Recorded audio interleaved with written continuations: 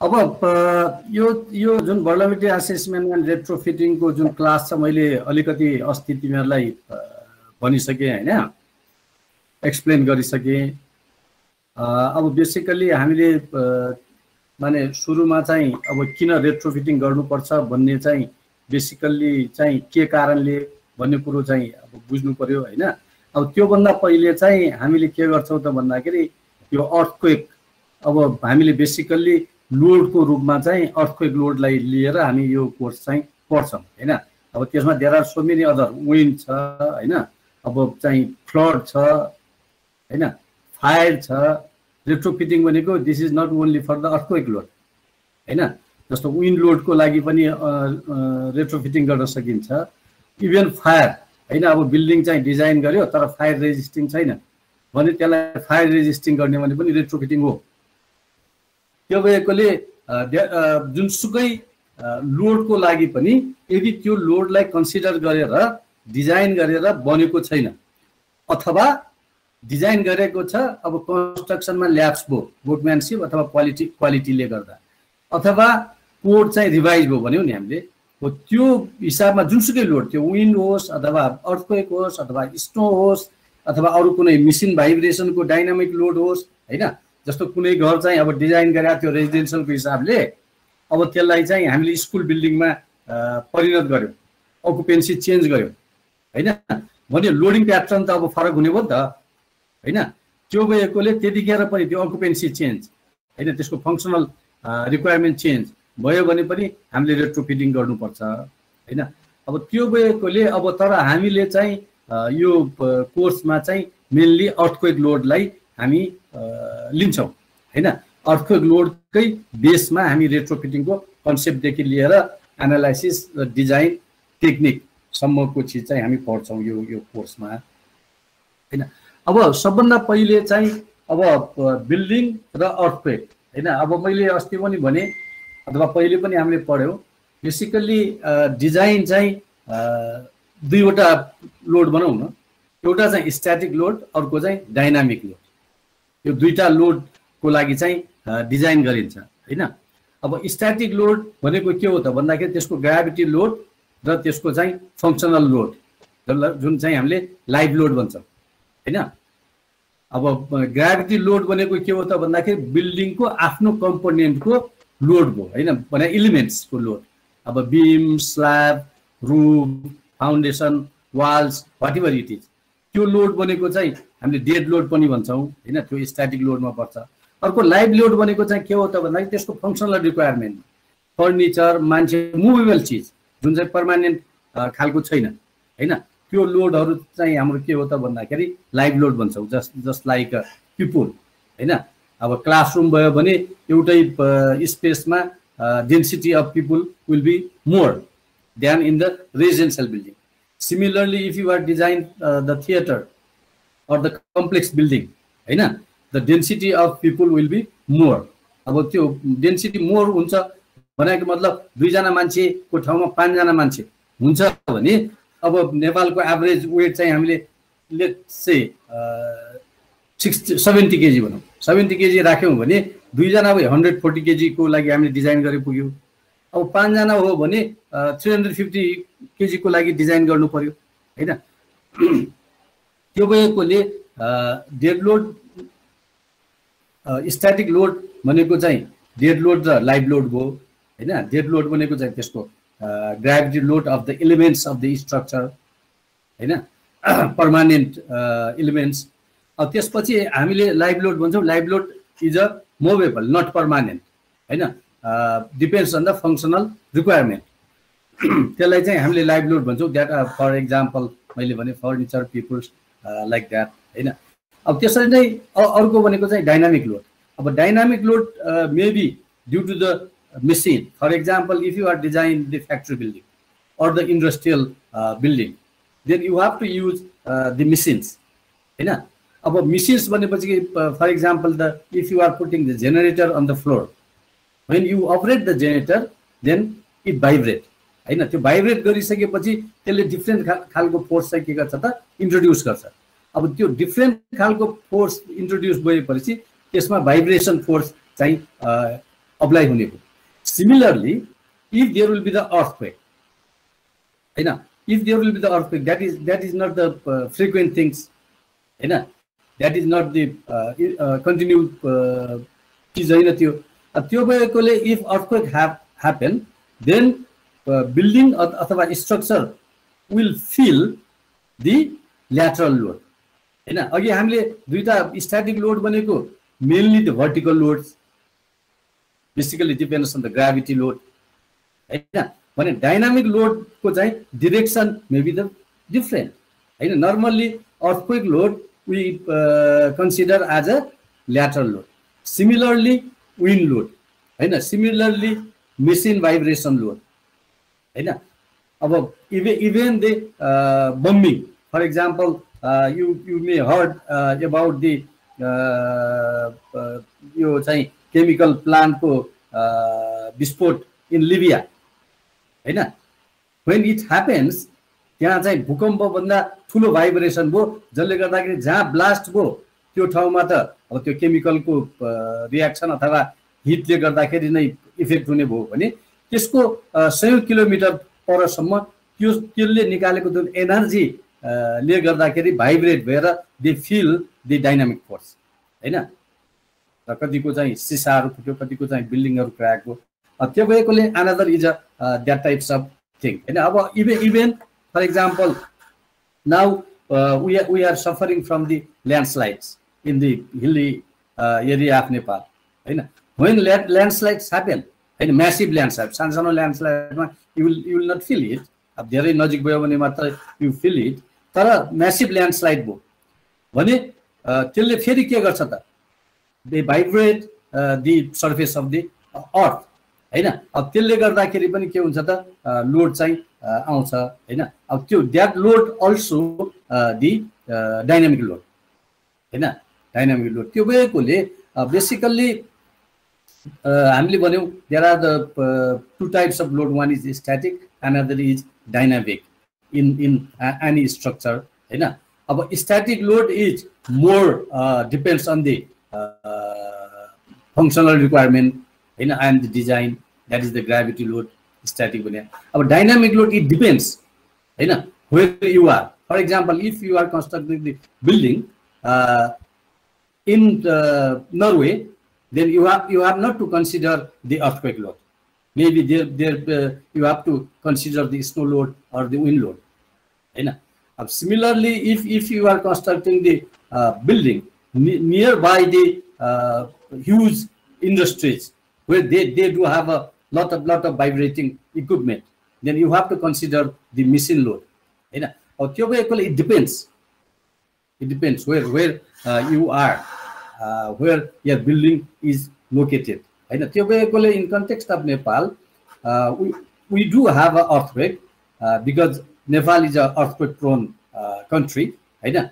Therefore, we consider the earthquake. Once you design for the earthquake, then the another design philosophy के भन्छ त भन्दाखेरि अब dynamic load को रूपमा अर्थक्वेक लोडलाई लियौं, जुन चाहिँ हाम्रोमा सेभियर छ भनेपछि there may be the wind load, there may be the missile load, whatever it is, अब त्यो चाहिँ यो अर्थक्वेक लोडले डोमिनेट गर्छ भने अर्थक्वेक लोडलाई डिजाइन गरे पुग्यो, सबै लोडलाई लिएर डिजाइन गर्यो भने त त्यो त रोबस्ट टाइपको बन्ने भयो, that will not be the economic, financially चाहिँ अफोर्ड गर्न सकिँदैन। हो त्यो भएकोले चाहिँ हामीले के गर्छौं त भन्दाखेरि एउटा लोड तर सधैँ होइन, अर्थक्वेकको लागि डिजाइन गरेको छ, if this is a industrial structure then you have to check with the vibration load of the machine, किन भन्दाखेरि त्यो चाहिँ बढी पनि हुन सक्छ, अथवा त्यसको इफेक्ट चाहिँ बढी पनि हुन सक्छ। अब त्यो भएकोले it depends, it's a contextual things, त्यो भएकोले अब once you learn to design considering the earthquake load as a dynamic load, then you will be capable to analyze and design for any other types of load, because the analytical theoretical background and the design philosophy is the same, है। अब यो सँगै हामी अब अलिकति अहिले चाहिँ म यो अर्थक्वेकको बारेमा अब मेबी तिमीहरूमध्ये majority maybe of student of masonry structure त्यो भएकोले तिमीहरूको लागि खालि यो रिफ्रेसिङ हुने भयो। अब if there are the student who came from the another elective from the first semester then they will benefited from this होइन। मैले खालि ब्रिफली चाहिँ त्यो चिज चाहिँ अहिले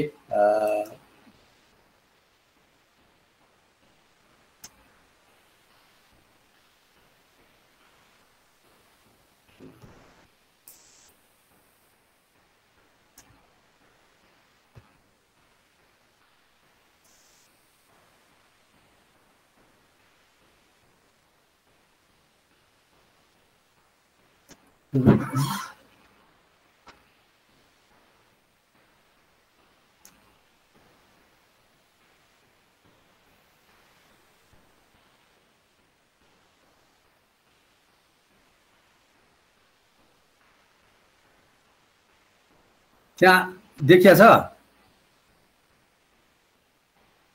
देखिरहेको छ सर। देखिरहेको छ। प्रेजेन्टेसन देखियो? छैन सर, छैन। प्रेजेन्टेसन त छैन, देखिएको छैन सर। यहाँ शेयर गर्नुपर्छ, शेयर टिप्नुपर्छ सर। शेयर त्यही गरिरहेको सर। देखिएको सिलेक्ट गरेर शेयर प्रेजेन्ट नाउमा गएर अनि शेयर गर्नु अनि जुन फाइल प्रेजेन्ट गर्नुपर्छ त्यो खोल्नु न सर। बाहिर खोलेर मिनिमाइज चाहिँ नगर्नु होला। हो खोलिरहेछ। मैले अब यो प्रेजेन्टेसन यसमा मेरो देखायो, त्यसमा क्लिक गर्नुपर्छ। ठिकै छ। अब आयो होला। अब आयो सर, आयो सर, आयो सर, आयो ल होइन। अब यो क्वेसन असाइनमेन्टको हो सर? होइन, ठिकै छ, पछि थियो। अब बेसिकल्ली हामीले भन्यो हामीले चाहिँ अब यो कोर्समा चाहिँ हामीले earthquake load as a dynamic load होइन, स्ट्याटिक लोडलाई त अब तिमीहरूले अरू सब्जेक्टमा पनि पढिहाल्यौ। मैले अर्थक्वेक लोडलाई एज ए डाइनामिक लोड लिएकोले बेसिकली अर्थक्वेक भनेको के हो त भन्दाखेरि we already discuss about this in the past semester also होइन। अर्थक्वेक भनेको चाहिँ के त भन्दाखेरि this happens basically due to the plate tectonic movement होइन। अब त्यसले पनि कसरी चाहिँ के हुन्छ त भन्दाखेरि मुभमेन्ट जुनसुकै एउटा सर्फेसमा अर्को कुनै चिजको सर्फेस मुभ हुँदाखेरि there is a frictional force होइन। अब फ्रिक्सनल फोर्स भन्ने बित्तिकै there are the energy and depends on the properties of the surface होइन। फ्रिक्सनल फोर्स चाहिँ के हुन्छ त क्युमुलेटिभ हुन्छ अथवा फ्रिक्सनले गर्दा त्यसलाई रेजिस्ट गर्छ मुभमेन्ट एउटा बडीको अर्को बडीको सर्फेसमाथि गर्दाखेरि होइन। For example when we walk that is also happen due to the frictional force. When the vehicle move that is also happens due to the frictional force and if there is not the frictional force then there will not be the movement. For example अब road सर्फेसमा चाहिँ हामीले ग्रिज हैन लुब्रिकेटिङ चीज राख्यौं त्यो माथि हामीले गाडी दौडाउन खोज्यौं भने there will be almost zero frictional force गाडी माने vehicle will not be moved हैन। त्यो भएकोले यो प्लेट टेक्टोनिकको पनि सेम त्यो कसको चाहिँ उसमा छ म्युट गर्दा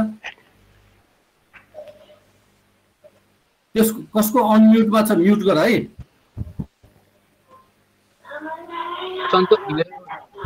सन्तोष घिमिरे अफ गर त। सन्तोष र सुशान्त अफ गर म्युट गर बनाउनेलाई। अब त्यो भएकोले चाहिँ अब यो प्लेट टेक्टोनिक त्यो भएकोले अब त्यसले चाहिँ के गर्छ त भन्दाखेरि अब फ्रिक्सन मैले भने नि जतिखेर अघि गाडीको कुरा गरे मान्छेको कुरा गरे हैन त्यो मुभमेन्ट त्यतिखेर हुन्छ जतिखेर चाहिँ त्यो फ्रिक्सनल फोर्स भन्दा बडी फोर्स चाहिँ अप्लाइड फोर्स हुन्छ हैन त्यसपछि मात्रै त्यो अगाडि बढ्छ हैन। त्यसरी नै अब अरु चीजमा चाहिँ त्यो रिजल्टको रूपमा आउने भयो भन्दाखेरि प्लेट टेक्टोनिक्सको मुभमेन्टको कुरा गर्दाखेरि चाहिँ जतिखेर त्यो चाहिँ फ्रिक्सनल फोर्स कम हुन्छ हैन त्यो स्लाइडिङ फोर्स भन्दा भने त्यतिखेर चाहिँ के हुन्छ त त्यहाँ एनर्जी रिलिज हुन्छ। त्यो एनर्जी रिलिज जतिखेर हुन्छ त्यही एनर्जी रिलिजले गर्दाखेरि एउटा चाहिँ भाइब्रेसन त्यो किनभने प्रत्येक एनर्जीको चाहिँ इम्प्याक्ट हुन्छ हैन that comes like a force. त्यसले गर्दाखेरि चाहिँ अर्थको चाहिँ सर्फेसलाई भाइब्रेट गर्छ that is known as the earthquake हैन। अब त्यो जुन चाहिँ ब्लास्ट जस्तो हुन्छ त्यसले चाहिँ त्यसको सर्फेसलाई भाइब्रेट गर्छ अनि त्यसले एउटा फ्रिक्वेन्सी चाहिँ डेभलप गर्छ अथवा वेभ डेभलप गर्छ त्यसलाई हामी सेस्मिक वेभ भन्छौँ त्यसैले गरेर जुन भाइब्रेसन हुन्छ अर्थको सर्फेसमा हैन that is known as the earthquake or earthquake force हैन अब यो किन हुन्छ त भन्दाखेरि अब बेसिकल्ली के भन्छौँ त भन्दाखेरि अब यो अर्थको बनावटमा there are the basically 3 layer हैन क्रस्ट म्यान्टल र कोर भन्छ अब कोरमा चाहिँ के हुन्छ त भन्दाखेरि द्याट इज द लिक्विड हैन त्यो लिक्विड चाहिँ त्यो हिटमा हुन्छ then there is a mantle as a covering to that liquid हैन अब त्यसपछि चाहिँ क्रस्ट भनेको चाहिँ that is the surface where we are हैन आवर स्ट्रक्चर त्यो चाहिँ अर्थको सर्फेस हो अनि त्यो भएकोले जुन चाहिँ त्यसको कोरमा जुन लिक्विड हुन्छ हैन लिक्विडको फर्ममा त्यो चाहिँ हिटमा हुन्छ अब त्यो हिटमा भएकोले त्यसले के गर्छ त हिटमा जहिले पनि there are the such types of the certain types of the phenomena हैन अब यसमा तपाईँ हामीले हेर्यौँ भने जस्तो एउटा हामीले पानीलाई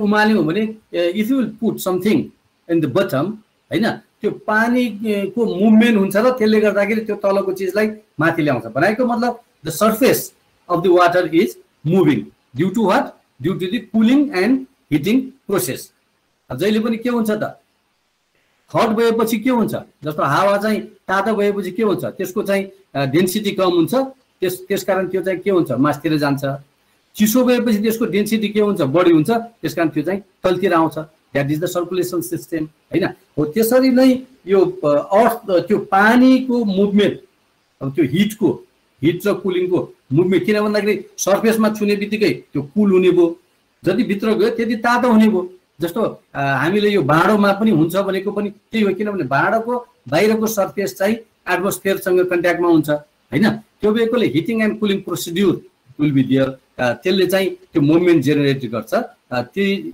चाहिँ हाम्रो यो प्लेटहरुको मुभमेन्ट गर्छ हैन यसमा चाहिँ यो फिगरमा तिमीले यहाँ हेर्यौ भने दिस इज द सर्फेस हैन यो सर्फेस दिस इज द म्यान्टल हैन वेयर मुभमेन्ट आर ह्यापनिङ हैन अब यसले गर्दाखेरि यो प्लेटहरुलाई के गर्छ त धकेल्छ यो प्लेटलाई धकेल्छ भने यो अर्को प्लेट छ यो अर्को प्लेट छ अब धकेल्दाखेरि यो प्लेट चाहिँ बाहिर जान खोज्छ यो प्लेट भित्र जान खोज्छ that is the tectonic plate movement हैन अब we do have a major 7 plates हैन अब 7 प्लेट्समा चाहिँ अब युरेसियन प्लेट्स भन्छ Indo Australian Pacific North American South American African Antarctic plate भन्छ हैन अब त्यसमध्ये आवर इन्ट्रेस्ट किनभने हामी चाहिँ यो युरेसियन र इन्डो अस्ट्रेलियन प्लेटको बीचमा पर्छ हैन हाम्रो हिमालयन चाहिँ युरेसियन प्लेटको बाउन्ड्रीमा पर्छ भने इन्डो अस्ट्रेलियन प्लेटको बाउन्ड्री पनि त्यही पर्छ त्यही भएकोले यो नेपाल चाहिँ अर्थक्वेक प्रोन भयो किन अर्थक्वेक प्रोन भयो त जस्तो इन्डियाको कुरा गर्ने हो भने जति नर्थ छ उनीहरुको अर्थक्वेक प्रोन छ जति साउथ गयो त्यति चाहिँ त्यो के हुने भयो त अर्थक्वेक चाहिँ कम इफेक्ट हुने भयो किनभने जहाँ यो प्लेटको चाहिँ जोइन्ट छ दुईटा प्लेटको जोइन्ट छ त्यहाँ चाहिँ के हुने भयो फ्रिक्सनल फोर्स चाहिँ के हुने भयो जम्मा हुने भयो र सर्टेन फोर्स चाहिँ त्यो प्लेटको चाहिँ मुभमेन्टको फोर्स बढी भएपछि त्यसमा एनर्जी रिलिज हुने भयो अब एनर्जी रिलिज हुने बित्तिकै जहाँ एनर्जी रिलिज भयो त्यसको नजिकै बढी भाइब्रेन्ट हुन्छ जति टाढा गयो त्यति भाइब्रेन्ट चाहिँ कम हुँदै जान्छ हैन त्यो भएकोले यो प्लेट इन्डो अस्ट्रेलियन प्लेट र युरेसियन प्लेटको जुन बाउन्ड्री हामीले यहाँ देख्छौं नि यो बाउन्ड्री जहाँ छ त्यो ठाउँमा मात्रै भूकम्प जाने हो त्यसबाट जति टाढा हो त्यति चाहिँ के हुने भयो त भूकम्प अर्थक्वेकको इफेक्ट चाहिँ कम हुने भयो त्यसकारणले there are the major 7 plate हैन Nepal lies in the Eurasian plate and Indo Australian प्लेटको बाउन्ड्रीमा यहाँ पनि हामीले हेर्यौं भने ठ्याक्कै नेपालबाट यो बाउन्ड्री क्रस भएको छ therefore we are the earthquake prone हैन अब त्यसपछि that is the major 7 plate then after there are the several plates हैन अब सेभरल प्लेट्स भन्दाखेरि फेरि if will go to Nepal हैन हामी नेपाललाई चाहिँ हामीले खोज्यौं भने हाम्रो अस्ट्रेलियन प्लेट र युरेसियन प्लेट हैन। त्यसपछि फेरि इन्डियन प्लेट र तिब्बतियन प्लेट हो हैन। त्यो भएकोले नेपाल फेरि के छ, इन्डियन प्लेट र यो तिब्बतियन प्लेटो को चाहिँ बीचमा पर्छ हैन। युरेसियन प्लेट र अस्ट्रेलियन प्लेट भयो, त्यसमाथि फेरि सानो प्लेट चाहिँ इन्डियन प्लेट र तिब्बतियन हैन। त्यो भएकोले again the boundary lies through the Nepal हैन। त्यो भएकोले वी आर अर्थक्वेक प्रोन र यसै यो दुईटाको मुभमेन्टले गर्दाखेरि नै त्यो चिज चाहिँ हुने हो हैन। अब यो प्लेट मुभमेन्ट भनेको के हो त भन्दाखेरि यो यो अब अहिले तिमीहरूले यो एनिमेसन देख्छौ इन द इनिसियल टाइम हैन। 170 मिलियन इयर पहिले चाहिँ पृथ्वी यस्तो थियो भनेको मतलब मोर अर लेस सबै अर्थको चाहिँ सर्फेस एक्सपोज सर्फेस चाहिँ एकै ठाउँमा थियो यहाँ हेर्यौँ हैन। तर पछि चाहिँ यो प्लेटको मुभमेन्टले गर्दाखेरि हाउ इट कम्स भन्दाखेरि अहिले तिमीहरूले यहाँ हेऱ्यौ भने ल हेर यो दिस इज चेन्जिङ जस्तो अफ्रिका छुट्दै गयो हैन। के अरे इन्डिया छुट्दै इन्डिया चाहिँ चाइनातिर गयो हैन। दिस इज वाट इज ह्यापेनिङ र देन नाउ पृथ्वी चाहिँ यस्तो छ। त्यस कारणले यो इभोल्युसन हैन, यो प्लेट टेक्टोनिक्सको मुभमेन्टको जुन इभोल्युसन छ this is the continue process हैन। अर्थ जतिखेरसम्म रहन्छ इट विल कन्टिन्यू हैन। यो मुभमेन्ट चाहिँ भइ नै राख्छ। त्यस कारणले अर्थक्वेक पनि अर्थको चाहिँ एक्जिस्टेन्स हुन्जेलसम्म there will be the earthquake हैन। अब यो प्लेटको मुभमेन्टको कुरा गऱ्यौँ हैन। यो टेक्टोनिक प्लेटको हामीले कुराहरू गऱ्यौँ। बेसिक सोर्स अफ अर्थक्वेक चाहिँ त्यो हो भन्यौँ भन्दाखेरि अब प्लेट टेक्टोनिकको मुभमेन्टहरू चाहिँ कस्तो कस्तो हुन्छ त भन्दाखेरि basically there are 3 types of movement of the plate, convergent, divergent र ट्रान्सफर्म हैन। अब कन्भर्जेन्ट भनेको चाहिँ इन आवर केस नेपाल यो चाहिँ के हो त भन्दाखेरि हाम्रो इन्डियाको जुन प्लेट छ त्यो चाहिँ तिब्बतियन अथवा युरेसियन प्लेटको मुनितिर छ हैन। त्यो भएकोले यो चाहिँ एक अर्कामा यो के हुन्छ त भन्दाखेरि घस्रिरहेछ। इन्डियन प्लेट चाहिँ युरेसियन प्लेटको तलतिर जान खोजिरहेछ, युरेसियन प्लेट चाहिँ इन्डियन प्लेटको मास्तिर जान खोजिरहेछ हैन। त्यो भएकोले अब पछि हामी कुरा गर्छौँ कि इन्डियाको भूभाग चाहिँ यो नेपालको तलतिर चाहिँ गइरहेछ, हराइरहेछ भनौँ न। अहिलेको हामीले टेक्टोनिक प्लेटको मुभमेन्टले संसार परिवर्तन भयो भन्यौँ नि हैन। हो त्यो प्रोसेसमा इन्डियनको सर्फेस चाहिँ रहेछ भने हिमालयनको सर्फेस चाहिँ के हुन्छ त हाइट बढ्दैछ। त्यस कारणले एभ्री इयर एबाउट 2 सेन्टिमिटर चाहिँ माउन्ट एभरेस्टको हाइट बढिरहेछ भन्छौँ हामीले हैन। तर यो होल प्रोसेसमा एउटा चिज चाहिँ हामीले के बुझ्नु पर्यो त भन्दाखेरि यो टोटल अर्थको जुन छ नि ज्योमेट्री अथवा त्यसको चाहिँ ग्राभिटी त्यो चाहिँ चेन्ज हुँदैन, किनभने जति तल जान्छ त्यति नै माथि आउँछ।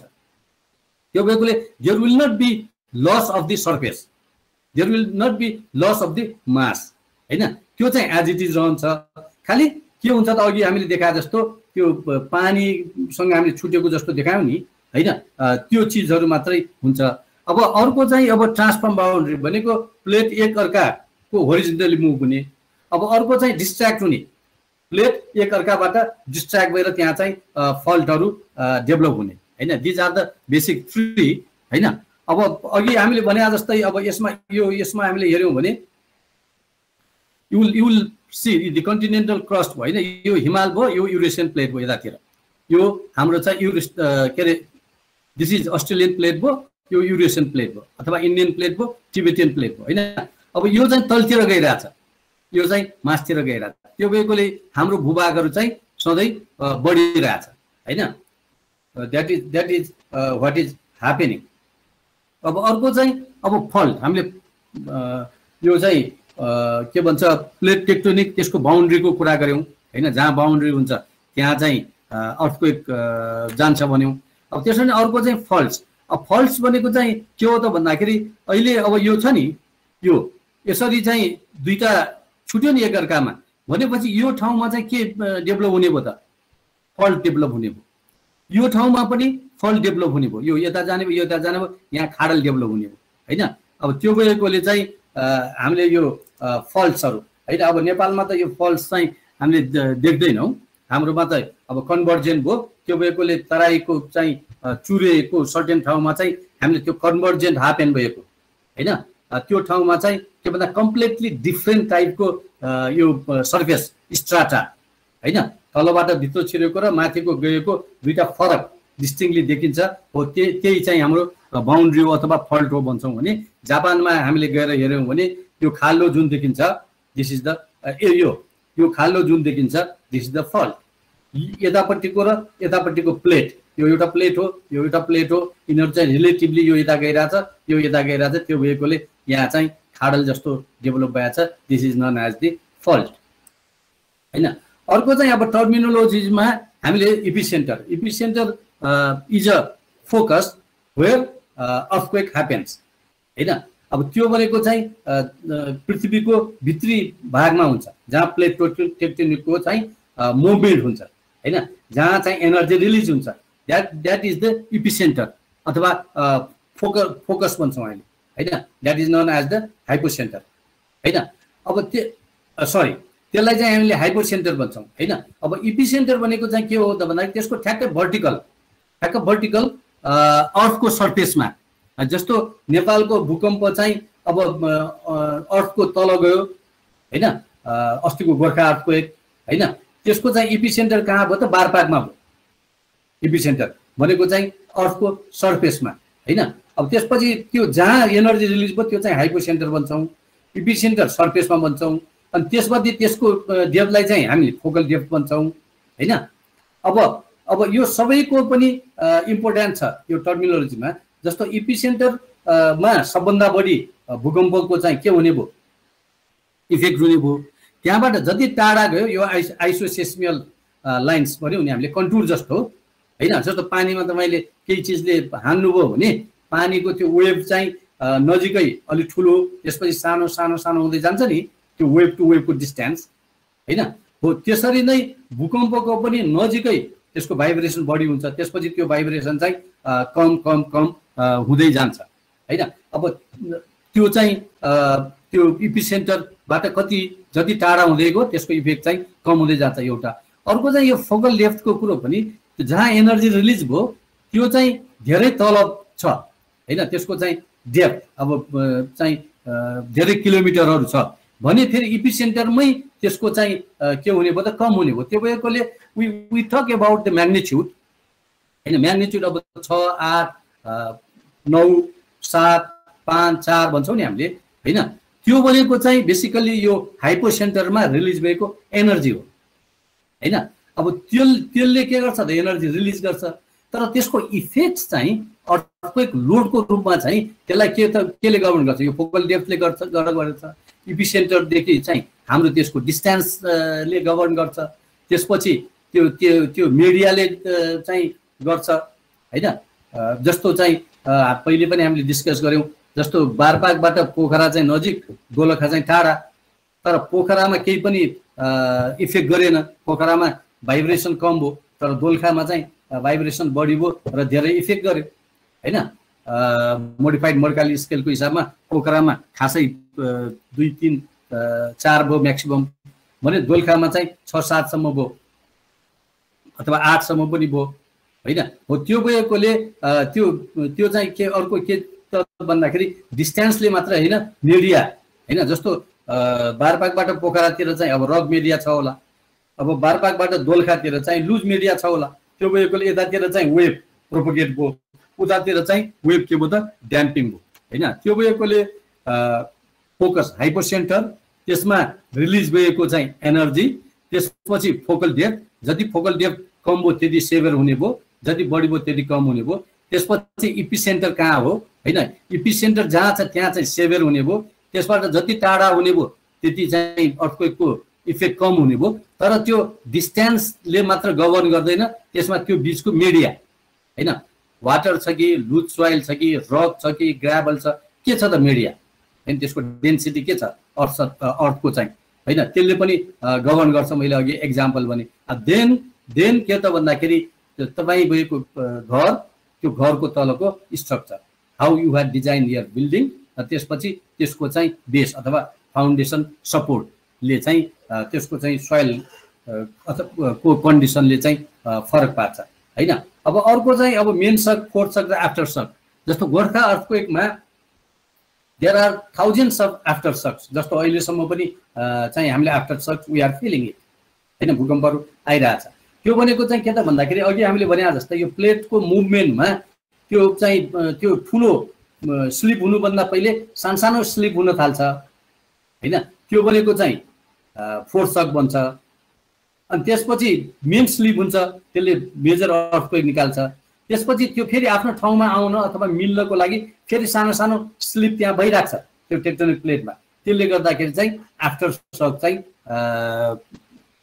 डेभलप गरिराख्छ हैन। त्यो भनेको चाहिँ भूकम्प, ठुलो भूकम्प, मेन भूकम्प आउनुभन्दा पहिलेको र मेन भूकम्पभन्दा आउनुभन्दा पछाडिकोलाई चाहिँ हामीले फोर्थ सक र आफ्टर सक भन्छौँ हैन। अब अर्को चाहिँ के त भन्दाखेरि अब फोकल डेप्थको अघि कुरा गऱ्यौँ, त्यो भएकोले अब स्यालो फोकल डेप्थ हैन, लेस देन 70 किलोमिटर भयो भने त्यसले चाहिँ अलिक ठुलो भाइब्रेट गर्ने भयो। अब त्यसपछि 70 देखि 300 भयो भने इन्टरमिडिएट भयो। अब 300 भन्दा बढी भयो भने चाहिँ त्यो के हो त, त्यो चाहिँ म्याक्सिमम हो, त्यसले खासै सिग्निफिकेन्ट भाइब्रेट चाहिँ गर्दैन। अब त्यसरी नै हामीले चाहिँ यो चाहिँ के भन्छौँ, micro, intermediate, moderate, strong earthquake, major earthquake र ग्रेट अर्थक्वेक भन्छौँ हैन। जस्तो अस्तिको हाम्रो अर्थक्वेक चाहिँ मेजर अर्थक्वेकमा पर्यो, that is not the great earthquake. तर हाइटीको earthquake that was the great earthquake because that was bigger than 8 magnitude. Similarly Aceh हैन, आचेमा गएको इन्डियन ओसियन सुनामीको बेलामा जुन अर्थक्वेक हो that was also the great earthquake हैन। त्यो भएकोले बेसिकल्ली अर्थक्वेकको चाहिँ म्याग्निट्युडको आधारमा वी डिफाइन इट हैन, त्यसरी चाहिँ हामीले हेर्छौँ। अब अर्को यसको टर्मिनोलोजीमा बुझ्नुपर्ने चाहिँ के हो त भन्दाखेरि सेस्मिक वेव्स। अब यो सेस्मिक वेभ मा पनि बेसिकली अघि हामीले भने जस्तै यो हाइपोसेन्टर र इपिसेन्टर हैन। अब त्यो हाइपोसेन्टरदेखि इपिसेन्टर चाहिँ सम्म चाहिँ जुन अर्थको भित्री भूभागमा को छ त्यसलाई हामीले बडी वेभ भन्छौँ हैन। अब अर्थको सर्फेसमा कोलाई चाहिँ हामी सर्फस वेभ भन्छौँ, जुन फ्रिक्वेन्सी भनौँ न हामीले जुन मुभमेन्ट हुन्छ अथवा वेभ चाहिँ ट्रान्सफर हुन्छ। त्यसकारण एउटा चाहिँ सर्फेस भयो, एउटा चाहिँ बडी वेभ्स हैन। अब बडी वेभ्समा पनि we do have 2 types of waves, one is the primary waves, another is the secondary waves. अब यसमा हेऱ्यो भने this is the primary waves and this is the secondary waves हैन। अब प्राइमरी वेभ र सेकेन्डरी वेभ्सको चाहिँ के उ छ त भन्दाखेरि इम्पोर्टेन्स छ भन्दाखेरि जस्तो अहिले भूकम्पको पनि अर्ली वार्निङ सिस्टम हुनसक्छ भन्ने आइरहेछ हैन। त्यस कारणले अर्ली वार्निङ सिस्टम चाहिँ भूकम्पको पनि डेभलप गरिरहेछ। पहिले चाहिँ अब अर्थक्वेकको अर्ली वार्निङ सिस्टम हुन सक्दैन भन्ने थियो, तर पछि चाहिँ यो जुन प्राइमरी वेभ्स र बडी वेभ्स दुईटा वेभ्सलाई हामीले फरक हिसाबले मेजर गर्न सक्यौँ भने चाहिँ अर्ली वार्निङ गर्न सकिन्छ। त्यो भएकोले जुन प्राइमरी वेभ्स छ त्यो वेभ्स चाहिँ थ्रु द रक ट्रान्सफर गर्छ हैन। र त्यो चाहिँ जस्तो यसमा हेऱ्यौँ भने हामीले यो चाहिँ this is our structure, suppose भन्यौँ this is the bar path, this is the focal point अथवा hypocentre of the Gorkha earthquake हैन। यहाँबाट एउटा वेभ डाइरेक्ट यो बारपाकमा आयो, यो अर्को चाहिँ सरी यो काठमाडौँमा आयो डाइरेक्ट, अर्को चाहिँ यसको एपिसेन्टरमा भाइब्रेट भयो, त्यसले एउटा वेभ जेनेरेट गर्यो, त्यो वेभ चाहिँ यसरी गरेर काठमाडौँ आयो। भनेको मतलब this is not the destructive. यो वेभले कुनै पनि डिस्ट्रक्टिभ वेभ यो बिल्डिङमा ल्याउँदैन, यसले खालि त्यो फ्रिक्वेन्सी मात्रै के गर्छ त ट्रान्सफर गर्छ हैन। यो वेभ जसले यसलाई चाहिँ भाइब्रेट गर्छ नि हो त्यसले चाहिँ डिस्ट्रक्सन ल्याउने हो। त्यो भएकोले यदि यो प्राइमरी वेभलाई हामीले यहाँ सेन्स गर्न सक्यौँ भने अर्ली वार्निङ गर्न सकिन्छ। त्यो भएकोले अहिले चाहिँ अब it depends on the magnitude and distance हैन। 17 सेकेन्ड अथवा 20 सेकेन्ड म्याक्सिमम अगाडिसम्मको अर्ली वार्निङ सिस्टम चाहिँ डेभलप गर्न सकिन्छ अथवा अर्ली वार्न गर्न सकिन्छ भन्ने छ। द्याट इज बेसिकली यो बिल्डिङमा त्यो मेसिन राख्छ, अर्ली वार्निङ सिस्टमको मेसिन। यसले चाहिँ यहाँ भूकम्प जाँदाखेरि यसको प्राइमरी वेभलाई यसले डिटेक्ट गर्छ, जुन चाहिँ यसको यो सर्फेसबाट आउने वेभ भन्दा 20 सेकेन्ड पहिले नै यो बिल्डिङमा पुग्छ हैन। That is the body waves हैन बडी वेभ्सको थ्रु। अब सर्फेस वेभ चाहिँ बन्नेको चाहिँ बेसिकल्ली अब बडी वेभमा हामीले प्राइमरी र सेकेन्डरी वेभको कुरा गऱ्यौँ।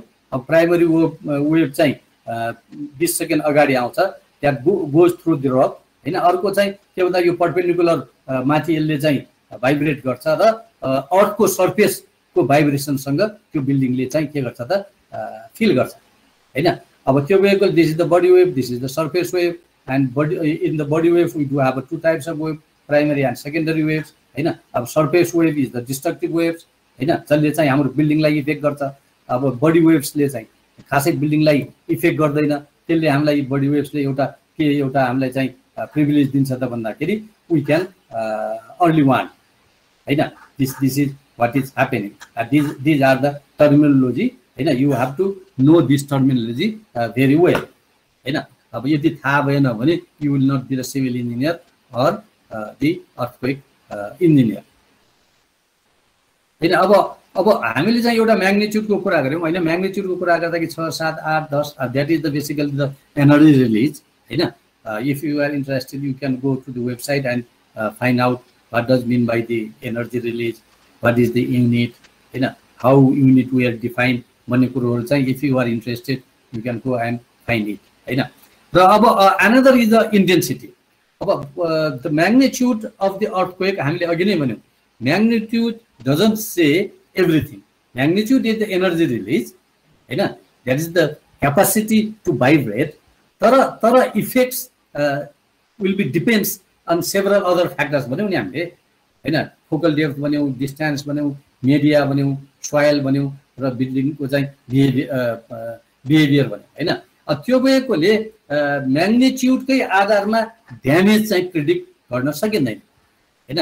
अब त्यो चाहिँ अब के अर्थात् गर्न सकिन्छ त भन्दाखेरि इन्टेन्सिटी हैन। त्यस कारणले मोडिफाइड मर्काले इन्टेन्सिटी भन्छ एमएमआई स्केल। त्यो चाहिँ बेसिकल्ली अर्थक्वेकले गरेको इफेक्ट्स हैन, स्ट्रक्चरमा गरेको इफेक्ट्सको आधारमा चाहिँ हामीले त्यो इन्टेन्सिटी कति थियो भयो त त्यो ठाउँमा भन्ने कुरा निकाल्छौँ। अब इन्टेन्सिटी भनेको के हो त भन्दाखेरि अघि हामीले भने जस्तै त्यो इपिसेन्टरको डिस्टेन्ससँग रिलेट हुन्छ भन्यौँ नि हामीले हैन। त्यो भएकोले तपाईँले एउटा लाइट अथवा टर्च लाइट चाहिँ तपाईँले बाल्नुभयो राति भने त्यसको इन्टेन्सिटी नजिकै त्यसले प्रष्ट देखाउँछ, अलिक टाढा भएपछि कम देखाउँछ, अलिक टाढा भएपछि अझ कम देखाउँछ, त्यसपछि त्यसले देखाउँदै त्यस कारणले लाइट भनेको चाहिँ इन्फिनिटीसम्म त्यो देखिँदैन हाम्रो आँखाले हैन। त्यो भएकोले नजिकै बढी देखिने, टाढा गएपछि कम देखिँदै जाने, द्याट इज द इन्टेन्सिटी हैन। अब भूकम्पमा पनि सेम फिलोसफी अथवा थ्योरी अप्लाइज हैन।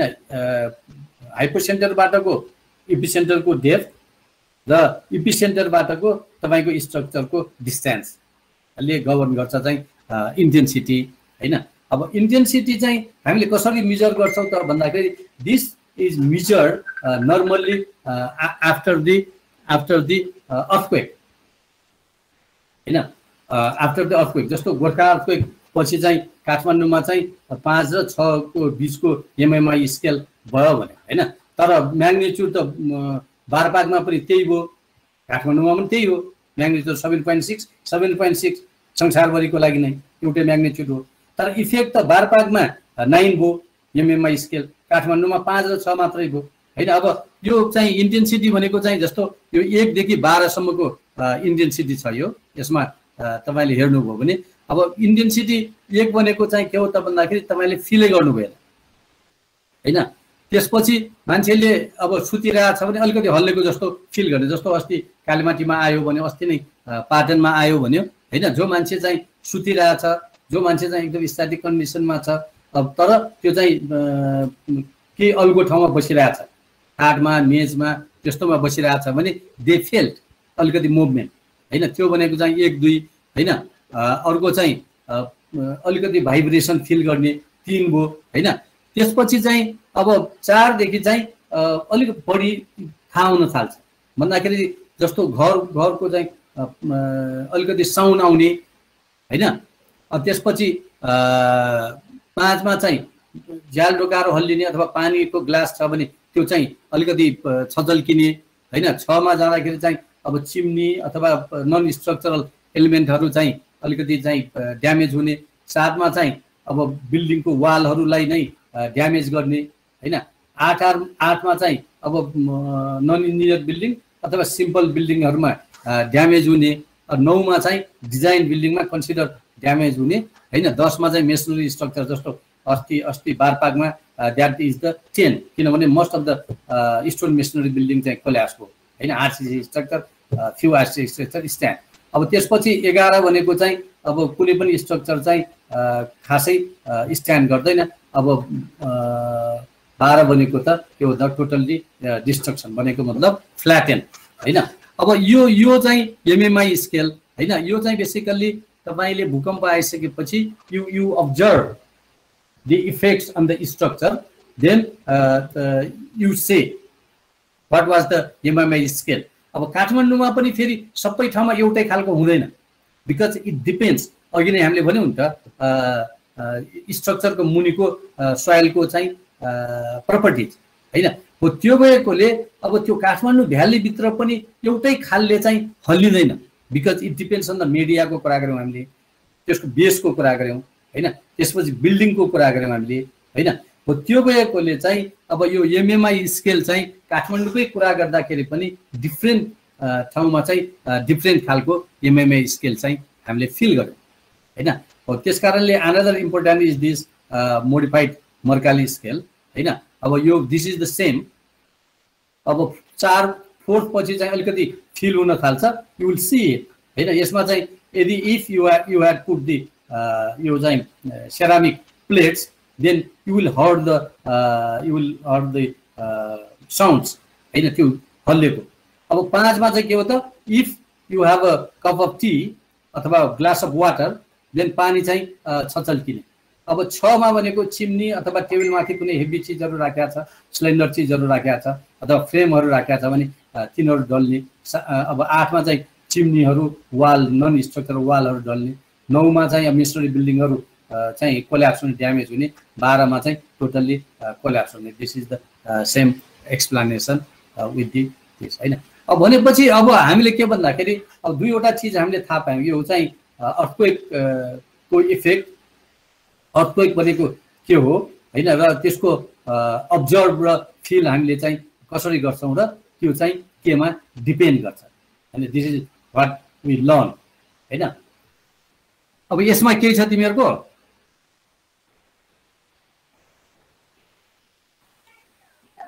छैन सर, छैन हैन। ल खाली पढायो त, त्यस्तो छैन नि। ल ठिकै छ। अब अर्को चाहिँ अब यो चाहिँ बेसिकली द फ्रिक्वेन्सी अकुरेन्स हैन। यो यसमा चाहिँ अब you can get this from the literature हैन। ठुलो भूकम्पहरु चाहिँ सधैँ जाँदैन, जति सानो भूकम्पहरु हो तिनीहरुको चाहिँ फ्रिक्वेन्सी चाहिँ बढ्दै जान्छ। त्यसकारणले 8 रिक्टर भन्दा माथिको चाहिँ संसारभरिमा एउटा चाहिँ भूकम्प जान्छ भने 7 देखि 8 सम्मको चाहिँ 15 वटा जति जान्छ हैन। 6 देखि 7 सम्मको 134 वटा जान्छ। त्यसकारणले जति ठुलो भूकम्प गयो अब त्यो चाहिँ त्यति फ्रिक्वेन्ट हुँदैन। किन पनि फ्रिक्वेन्ट हुँदैन भने आखिरमा प्लेट टेक्टोनिकमा भएको एनर्जी जुन स्टोर हुन्छ त्यसको रिलिज भएपछि भूकम्प आउने हो हैन। त्यो भएकोले अब जति चाहिँ बढी भयो, बढी टाइमसम्म त्यो स्टोर भयो, त्यति नै ठुलो भूकम्प आउने हो हैन। त्यसकारणले छिटो खुस्किन थाल्यो भने त त्यो त भूकम्प त सानो हुने भयो हैन। अनि धेरै स्टोर एनर्जी स्टोर गर्नलाई त धेरै टाइम पनि लाग्नु पर्ने भयो। त्यही भएकोले that is the basic philosophy हैन। ठुलो अर्थक्वेकहरु चाहिँ कम जान्छ, अब सानो। अब यो 10 लार्जेस्ट अर्थक्वेक जुन छ that you can get from the website हैन। अब वर्स्ट अर्थक्वेक भनेको चाहिँ मान्छे मर्ने, त्यसकारणले एउटै अर्थक्वेकले 8,83,000 मान्छेसँग मारेको छ भने अब रिसेन्ट अर्थक्वेकमा चाहिँ यो 1,50,000 मान्छे मरेको चाहिँ आचे सुनामी र झन्डै त्यति नै मरेको भनेको हाइटीको भूकम्पले हो हैन। मान्छे धेरै मरेको। अब नेपालको कन्टेक्स्टमा अलि बढी बुझाउनलाई यो मैले राखेको, यो चाहिँ this is the India and this is the Nepal हैन। त्यो भएकोले यो चाहिँ Australian plate is moving towards the Eurasian अथवा इन्डियन प्लेट, तिबेटन प्लेट हैन। त्यो मुभ गर्दाखेरि चाहिँ यो चाहिँ यसरी रेज भइरहेछ। This is known as the Himalayas हैन। त्यसकारणले एभ्री इयर चाहिँ यो हाम्रो चाहिँ झन्डै 4 सेन्टिमिटरदेखि 6 सेन्टिमिटर चाहिँ यो जुन इन्डियन प्लेट चाहिँ टिबेटियन प्लेटको तलतिर घुसिरहेछ। भनेको त यहाँ जति घुस्छ यो त्यति नै फेरि निस्किन्छ। त्यस कारणले त्यो मास चाहिँ फरक हुँदैन हैन, तर this is what is happening. हो त्यसैले गर्दाखेरि जुन चाहिँ बाउन्ड्री छ, अघि हामीले भन्यौँ नि प्लेटको boundary, this is the boundary of plate हैन, जहाँ यो भूकम्प गएको देखाएको छ। जहाँ यो प्लेट जान्छ त्यही चाहिँ हाइपोसेन्टर हुन्छ, त्यही चाहिँ एनर्जी रिलिज हुन्छ। अब त्यसले गर्दाखेरि त्यसको दायाँ बायाँको ठाउँलाई पनि त्यसले इफेक्ट गर्ने हैन। अब त्यो हेर्दाखेरि अब नेपालमा चाहिँ यो 1505 हैन, 8.9, यो 1555, 1255, यो ठुल्ठुलो 8 भन्दा माथिको हो भने यसमा हामीले हेऱ्यौँ भने दिस इज नेपाल, यहाँदेखि यहाँसम्म नेपाल हैन। त्यो गएकोले 1505 मा गएको छ, त्यसपछि गएको छैन। त्यसकारण अहिले हाम्रो पश्चिम नेपालमा ठुलो भूकम्प जाँदैछ हामीले भनिरहेछौँ हैन, वी आर वेटिङ। अब अस्तिको भूकम्प भनेको चाहिँ यो 1833 र 1934 पछिको भूकम्प गयो।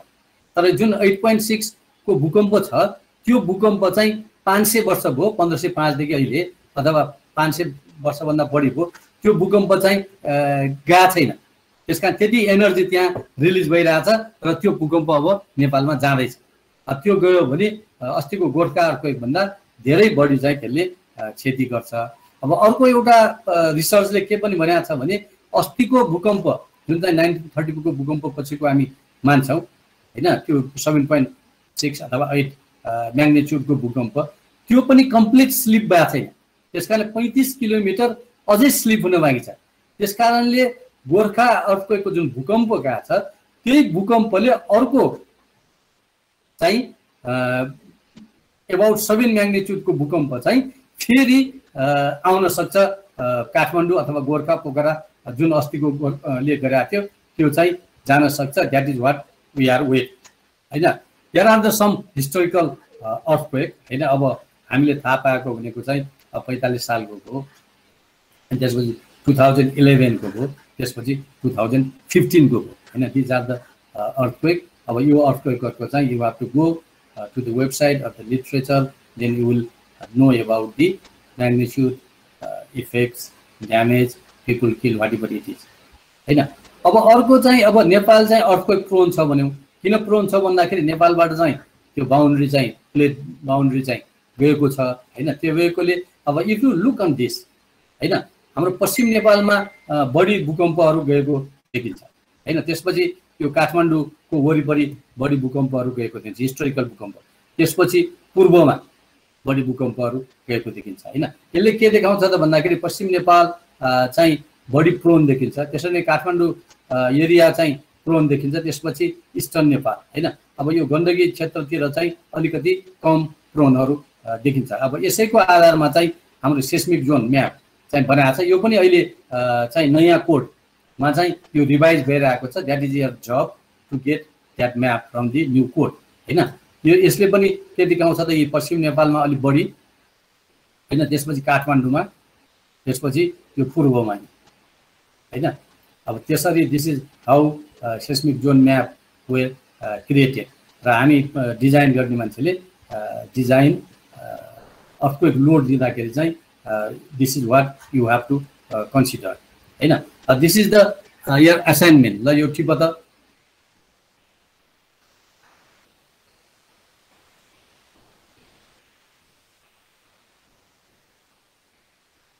सर। सर यो त हामीले अस्ति सिस्मिक पढ्दा पनि गरेका थियौँ नि हैन? ठिकै छ, पनि त्यसलाई अब रिफ्रेस। अब तिमीहरू कतिजना चाहिँ त्यो पढेको कतिजना नपढेको थाहा छैन हैन? छैन सर, लगभग 2 जना कि 3 जना मात्रै बाहिर अर्को इलेक्टिभबाट आएको हो, बाँकी सबै त हामी यसले हो सर। उनीहरूलाई चाहिँ यो बुझाउ बनाउन थाल भइहाल्यो है त। हस् सर, हस् जो हैन उनीहरूले चाहिँ यो बुझाउनु पर्यो। हस् सर, हस् है हस्। अब त्यसपछि चाहिँ हामीले we will go for the अर्को चाहिँ हामीले जाँदाखेरि पनि सर एउटा क्वेसन थियो। जुन सुरु भन्नुभयो नि त्यो प्लेटहरू मुभ हुँदाखेरि जुन 35 किलोमिटर एस्टिमेट गरेको छ नि अहिले पनि मुभ हुन बाँकी छ भनेर, त्यो चाहिँ कसरी पत्ता लगाउँछ के? भने होइन त्यो यस्तो हो, प्लेटको होइन बााउन्ड्री, यो प्लेटको मुभमेन्ट कहाँ छ भनेर चाहिँ अहिले लोकेट गरिसक्यो होइन। त्यो बेसिकल्ली त्यो म्याग्नेटिक होइन, एनर्जी त्यहाँ त एनर्जी क्युमुलेटिभ भएर बस्ने हो नि त, मुभमेन्ट छ भन्ने होइन। त्यस कारणले म्याग्नेटिक वेभ, त्यो वेभ पठाउँछ होइन।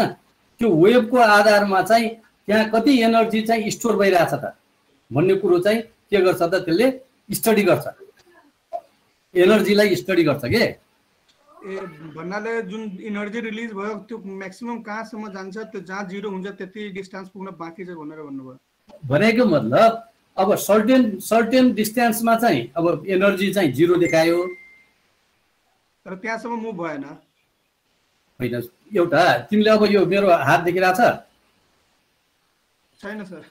होइन, ल पहिले पनि बताएको ल, तिमीले यसो गर न, यो चाहिँ एउटा सर्फेसको अर्को सर्फेसमा तिमीले धकेल्दा त्यो प्यारलली ठ्याक्कै त्यसरी जाँदैन नि होइन। जस्तो पेपरलाई तिमीले धकेल्यो भने पेपर च्यातिन्छ नि, कहीँ बढी हुन्छ कहीँ कम हुन्छ होइन।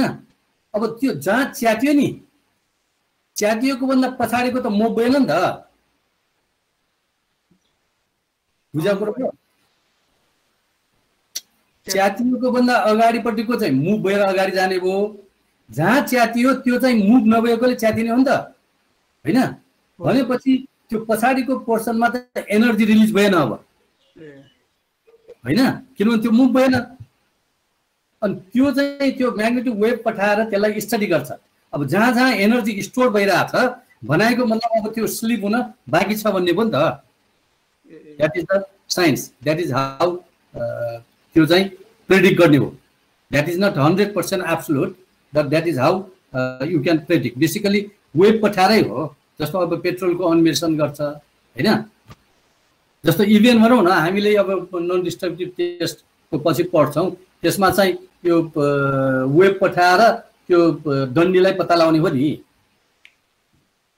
त्यसको डेन्सिटी अनुसार फरक हुन्छ कङ्क्रिटको र डन्डीको होइन। अब त्यो भएकोले डन्डीको डेन्सिटी पत्ता लाग्ने चाहिँ वेभ पठाएपछि जहाँ डन्डी भेट्छ त्यहाँ टिक गर्छ त्यसले, भनेपछि त्यहाँ कङ्क्रिट होइन डन्डी छ भन्ने थाहा भयो नि त। द्याट इज हाउ, त्यस कारण त्यो वेभको आधारमा चाहिँ हामीले गर्ने हो। अहिले तिमीहरूले अर्को चाहिँ स्लाइड देख्या हो, लेक्चर 2 देख्या हो? छैन सर, छैन, ब्ल्याक मात्र देखिरहेको सर, केही देखिरहेन। ल स्टप सेयरिङ भनौँ, फेरि गर्नु, फेरि सेयर गरौँ। ल ठिक छ। हजुरको भिडियो चाहिँ आइरहेछ, स्लाइड आएकै छैन सर। बुझ्यो अब आउँछ।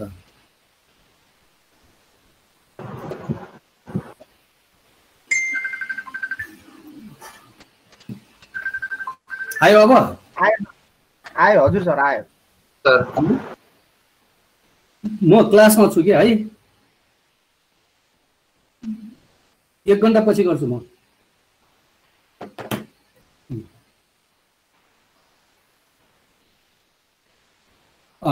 अब यो पनि हामीले अस्तिको क्लासमा मोरलेस हामीले चाहिँ डिस्कस गऱ्यौँ। अहिले चाहिँ आरसिसीको अलिकति कुरा गर्छौँ होइन।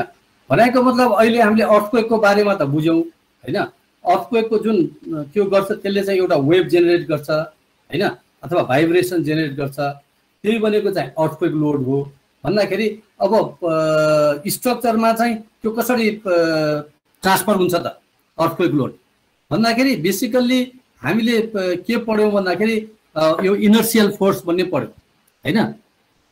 इनर्सियल फोर्स भन्ने होइन, तपाईँले चाहिँ यो डाइनामिक्समा पढ्नुभयो होला होइन, अप्लाइड मेकानिक्स एन्ड डाइनामिक्स भन्ने सब्जेक्टमा अथवा फिजिक्समा पढ्नुभयो होला होइन। भनेको मतलब के त भन्दाखेरि कुनै चिज स्ट्याटिकमा छ भने त्यसको चाहिँ बेस होइन मुभमेन्ट मुभ भयो भने त्यो चाहिँ स्ट्याटिक हिसाबले सबै बडी मुभ हुँदैन, त्यसको ग्राभिटीको जुन हुन्छ होइन त्यसले गर्दाखेरि चाहिँ के गर्छ त भन्दाखेरि त्यहाँ इनर्सियल फोर्स चाहिँ डेभलप हुन्छ भन्छ होइन। इनर्सियल फोर्स चाहिँ डेभलप हुन्छ भन्छ। त्यो भएकोले अब हाम्रो चाहिँ अब भूकम्प बनेको पनि के हो त त्यसले भाइब्रेसन गर्ने भयो त्यो भाइब्रेसन चाहिँ अब त्यसको चाहिँ एम्प्लिट्युड हुने भयो, त्यसको फ्रिक्वेन्सी हुने भयो हैन। अब त्यो गएकोले त्यो भने कहाँ अप्लाई हुने भयो भन्दाखेरि अर्थको सर्फेसमा। अब भनेपछि अर्थको सर्फेस चाहिँ होरिजेन्टली मुभ हुन खोज्ने भयो अथवा भर्टिकल्ली मुभ हुन खोज्ने भयो, इट डिपेन्ड्स हैन। अब तपाईको स्ट्रक्चर चाहिँ स्ट्याटिक छ हैन, त्यो गएकोले अब तल्लो पोर्सन चाहिँ तपाईको त्यो सर्फेस मुभ हुँदाखेरि माथिल्लो पोर्सन चाहिँ के हुन्छ त त्यसको अपोजिट डिरेक्सनमा के हुन्छ त ढल्न खोज्छ हैन। That is due to the basically the inertial force हैन। अब त्यो गएकोले अब त्यो कसरी हुन्छ त भन्दाखेरि अब force equals to mass into acceleration हैन, त्यो डाइनामिक्समा। अब त्यो गएकोले मास भनेको चाहिँ बिल्डिङको मास भयो हैन। अब त्यसको टपमा लाग्ने जुन डाइनामिक फोर्स तलको होरिजोन्टल मुभमेन्ट अथवा ल्याटरल फोर्सले जुन डेभलप गर्छ त्यसको अपोजिटमा चाहिँ के हुने भयो त भन्दाखेरि force equals to mass into acceleration. Acceleration भनेको चाहिँ के भयो त the frequency due to the acceleration due to the earthquake भनेको त ग्राउन्डको मुभमेन्ट को एक्सेलरेसन भनेको चाहिँ ये हो हैन, that is due to the earthquake. अब मास भनेको त बिल्डिङको हो, त्यो भएकोले त्यो स्ट्याटिक कन्डिसनमा ग्राभिटी लोड हुन्छ एफ इक्वल्स टु एम हुन्छ, मास हुन्छ एमजी हैन, एमजी ग्राभिटेसनल फोर्स भने यसमा चाहिँ M into acceleration that is due to the earthquake, that is how this is happen. अब त्यो भएकोले अब यसमा हामीले हेर्यौँ भने दिस इज यो स्केजमा हेर्यौँ भने दिस इज स्ट्याटिक कन्डिसनमा भयो हैन, यो चाहिँ हाम्रो स्ट्याटिक कन्डिसनमा भयो। यो चाहिँ अब अर्थक्वेक लोड लाग्दाखेरिको भयो हैन, this is what is happening. अब अघिको हामीले हेर्यौँ भने this is the focus, this is the epicentre हैन।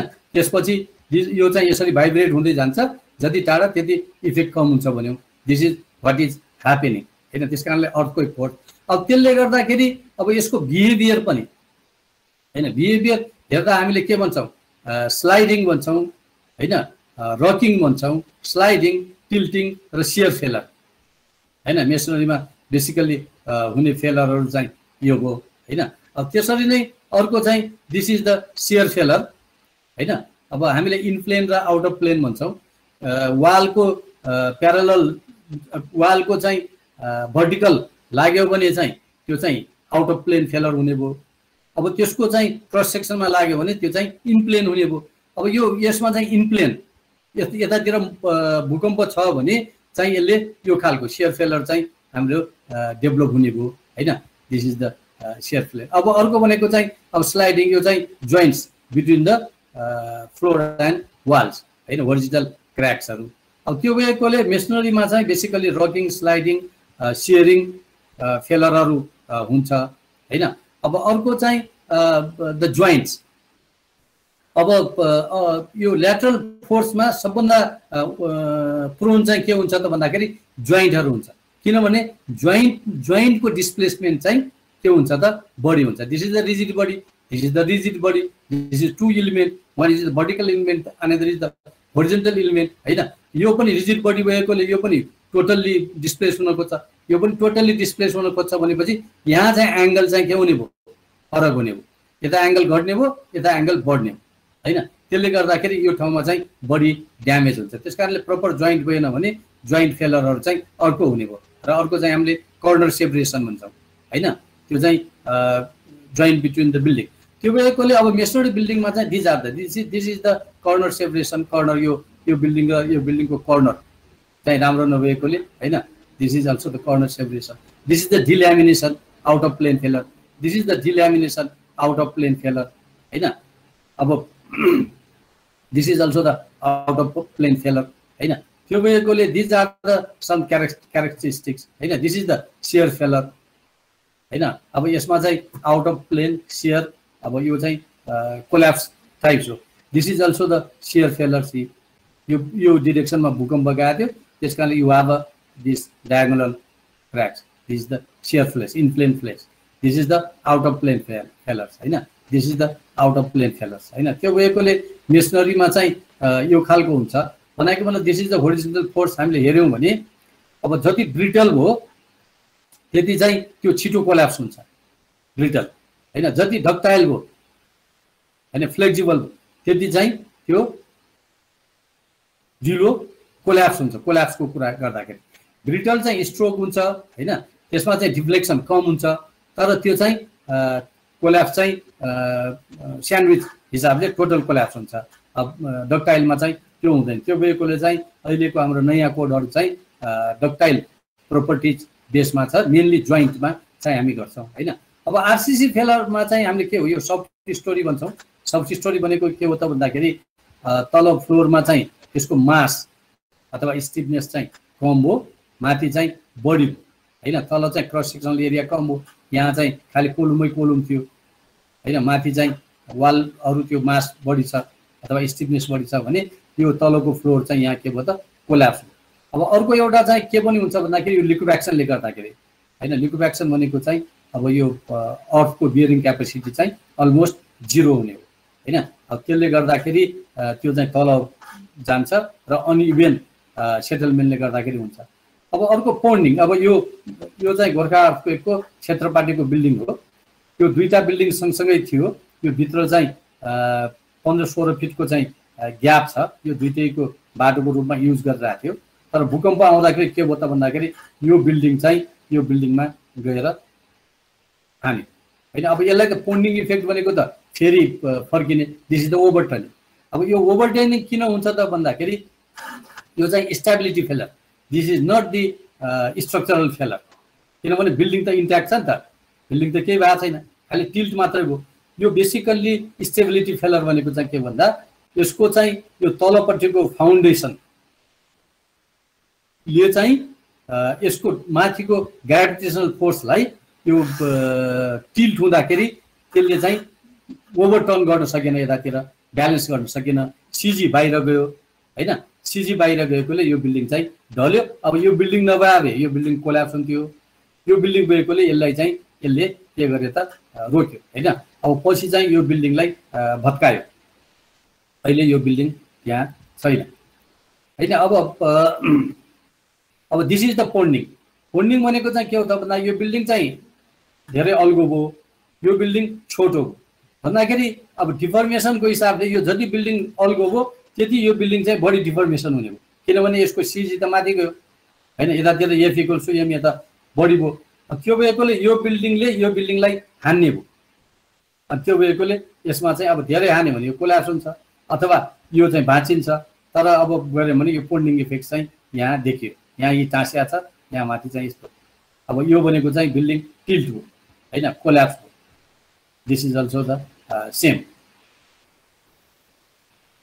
अब यो पनि सब स्टोरी हो जस्तो यो बिल्डिङ चाहिँ यहाँ ठडिएको थियो योसँग ठडिएको थियो यो बिल्डिङको तलको चाहिँ यो बाँच्यो त्यसकारणले यो बिल्डिङ आएर अहिले यसरी बस्यो तलको ग्राउन्ड फ्लोर मात्र यसको के भयो त कोल्याप्स हो अरु चाहिँ इन्ट्याक्ट छ this is the soft story this is also the soft story effect हैन अब सफ्ट स्टोरी भनेको त यो आरसीसी मा त पढ्यो होला हैन त्यसका मैले धेरै यसलाई गरेँ जस्तो यो चाहिँ सिक्किम अर्थक्वेकमा हो सिक्किममा यसको चाहिँ 4वटा तला हैन तलको तला पनि इन्ट्याक्ट छ माथिको तला पनि इन्ट्याक्ट छ यो बीचको 4वटा तला चाहिँ के भयो त प्यानकेक हैन यो 1 2 3 4 अब यो चाहिँ के भन्दाखेरि यसमा सफ्ट स्टोरी यसमा चाहिँ यसको स्टिफनेस चाहिँ अथवा मास चाहिँ कम थियो हैन त्यो भएकोले यो चाहिँ कोल्याप्स हो अब यो चाहिँ गोर्खा अर्थक्वेक हो यसमा तपाईले हेर्नुभयो भने यो र यो यसमा खासै फरक भएन तर यहाँ माथि पनि फेरि मासहरु भयो यसमा चाहिँ सफ्ट स्टोरी भयो नि त्यो भएकोले यहाँ तपाईले हेर्नुस्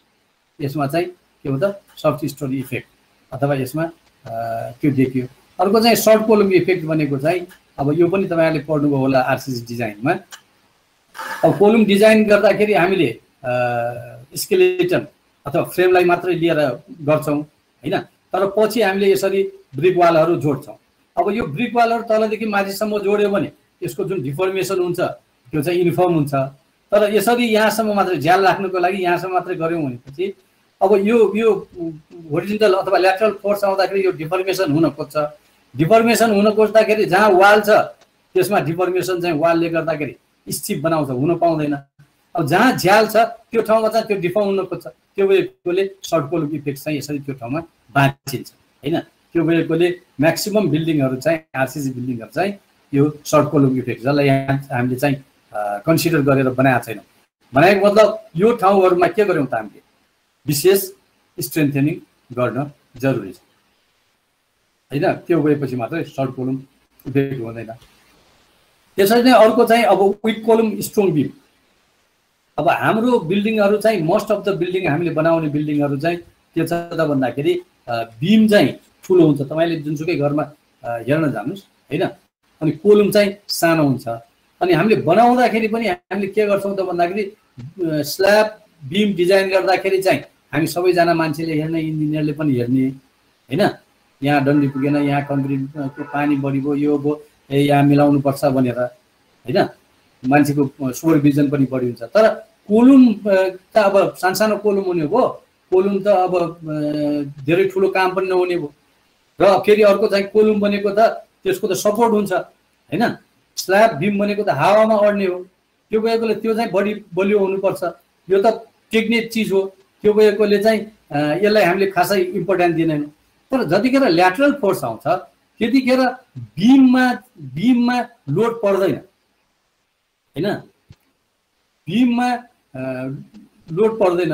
सबभन्दा पहिले लोड कहाँ पर्छ त कोलममा पर्छ। किनभने त्यो त एउटा मासको रूपमा फ्लोर त मासको रूपमा उछिटिन खोज्ने भयो।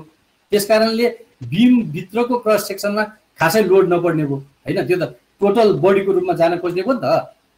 अनि कोलम चाहिँ डिफ्लेक्सन भएपछि त कोलम डिफ्लेक्सन हुन्छ भने बिम त त्यही लेभलमा मुभ हुने भयो।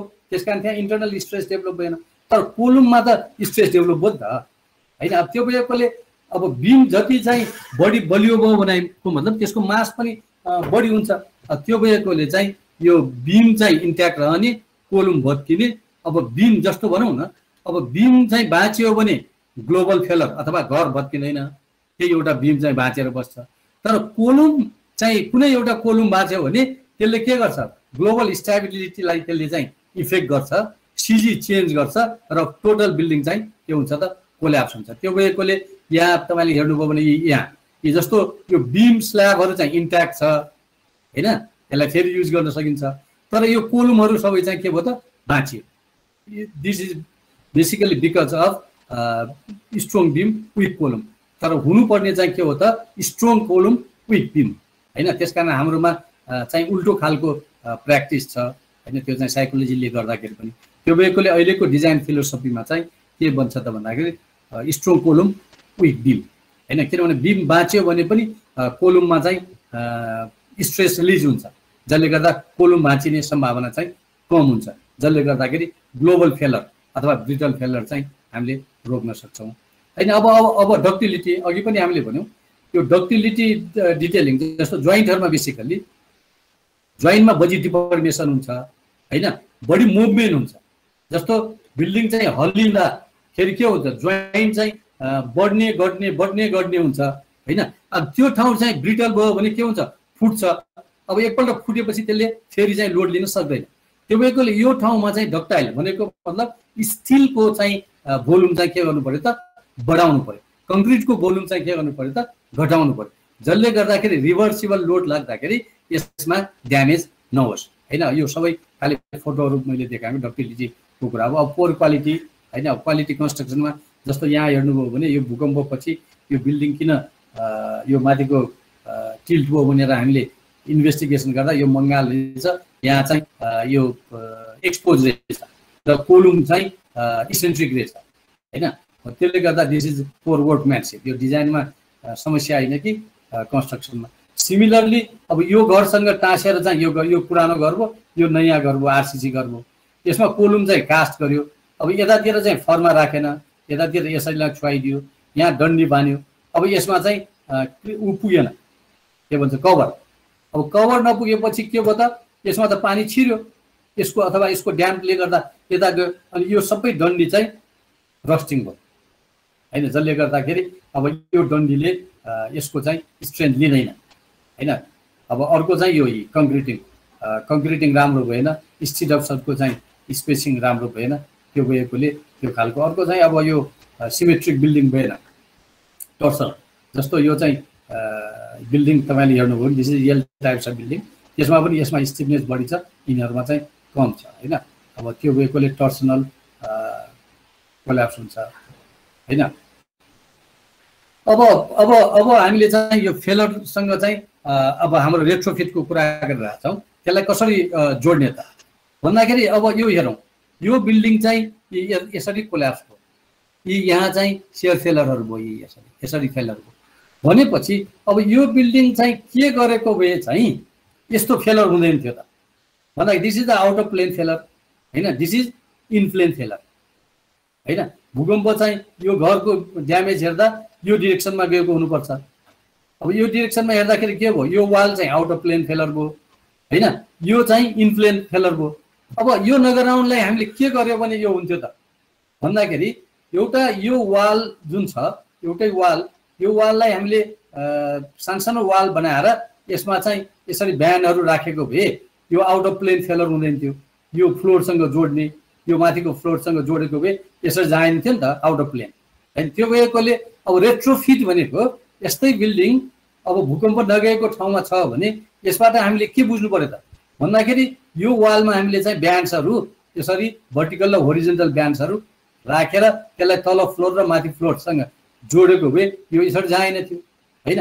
सिमिलरली यो क्र्याकहरू यसरी आछ, सेयर फ्लेयरहरू हैन।